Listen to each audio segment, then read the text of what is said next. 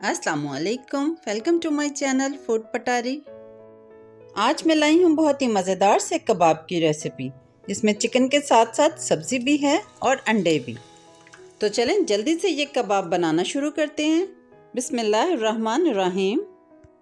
Half KG आलूओं को boil करने के बाद अच्छे से मैश कर लिया और उसमें 1 प्याली बॉयल चिकन डाल दिए।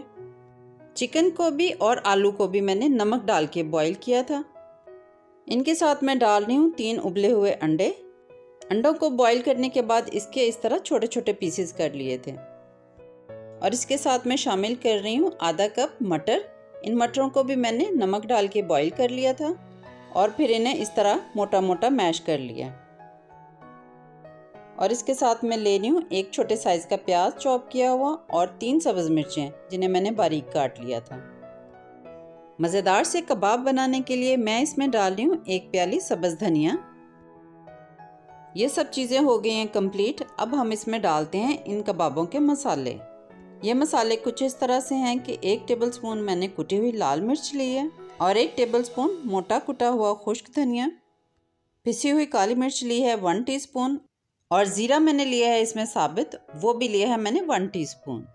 और इसके अलावा चाट मसाला, लहसुन पाउडर और नमक, ये तीनों मसाले मैंने लिए हैं हाफ टीस्पून। अब इन तमाम चीज़ों को अच्छे से मिक्स कर लें। अच्छी तरह मिक्स करने के बाद अब हम इनके कबाब तैयार कर लेंगे।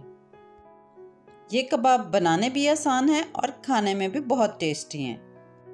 ये मज़ेदार से कबाब रमज़ान की इफ्तारियों की रौनक बढ़ा देंगे। मज़ेदार से ढेरों ढेर कबाब हमारे तैयार हो गए हैं। इन टिक्कियों में जिस तनासुब से मैंने चीज़ें डाली हैं, यकीन करें कि बहुत ही परफेक्ट रिज़ल्ट आया और मसालों की क्वांटिटी भी बिल्कुल फिट रही। कबाब फ्राई करने के लिए मैंने 2 अंडे लिए हैं और इन्हें इस तरह फेंट लिए। आप चाहें तो अंडे में जायके के लिए थोड़ी सी नमक और मिर्चें भी डाल सकते हैं। अब इन कबाबों की दोनों साइड पे हम अच्छी तरह अंडा लगा लेंगे। आधा कप ऑयल को गर्म करने के बाद इन कबाबों को हम मीडियम टू लो हीट पे फ्राई कर लेंगे।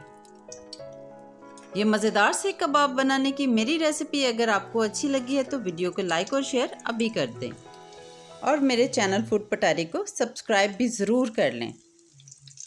ज़रूर सब्सक्राइब कर लें और बहुत सी मज़ेदार वीडियोस मेरे चैनल पर पहले से भी मौजूद हैं और आइंदा भी आती रहेंगी।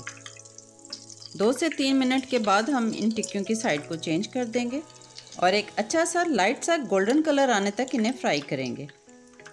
बेहतरीन से कलर के साथ कबाब हमारे तैयार हो गए। अब इन मज़ेदार से कबाबों को आप केचप और दही की चटनी के साथ एंजॉय करें।